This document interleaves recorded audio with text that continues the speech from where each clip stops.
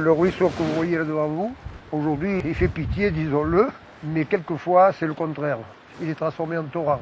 Avec son compère, voilà, l'Arnave, son compère le Rieu Primain, ils arrivent et ils auraient tendance à vouloir tout dévaster. Fort heureusement, un jour, ici, un barrage a été construit pour régulariser un peu son cours et pour éviter l'excès d'eau dans la plaine qui ne se part d'ici à Pont-Saint-Esprit. Ça a été très efficace, il faut le dire. Une crue, on l'a dite du siècle, peut-être bien, oui, quand même, à tout dévaster, à tout démolir. Il fallait donc penser à la reconstruction de ce barrage indispensable et à l'utilisation de la plaine. Une plaine qui est fertile, qui est magnifique à voir, où les plus beaux arbres de la région s'y trouvent, mais à condition qu'on en draine l'humidité excessive.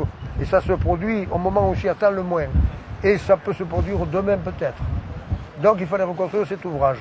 Ça nécessitait une grosse somme, un gros investissement. Et bien avant que les fonds n'arrivent, nous avions décidé sa reconstruction. Et puis surtout les conseils de M. Lapierre, qui représentait la DDA, on a construit. Et aujourd'hui, nous sommes là pour dire, ouf, c'est terminé, ça fonctionne, ça va fonctionner, vous allez le voir tout à l'heure.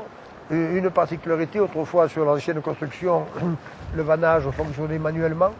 Vous veniez, monsieur Langlade, les pieds dans l'eau, oui, pour faire fonctionner les vannes.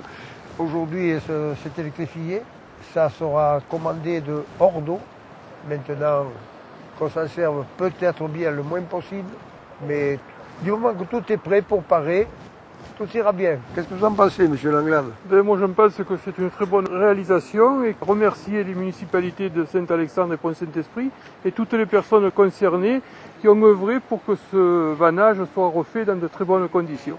Mon rôle, ce sera, disons, quand il y aura des crues de l'Arnave, du Rieu Primain ou du Rhône, disons, de faire fonctionner ce vannage pour faire sortir les eaux ou empêcher les eaux de rentrer dans les propriétés fruitières et arboricoles, avec mes collègues M. Jouve, M. Paillon-Patrice et deux ou trois autres amis, M. Sarrette et Dupuis.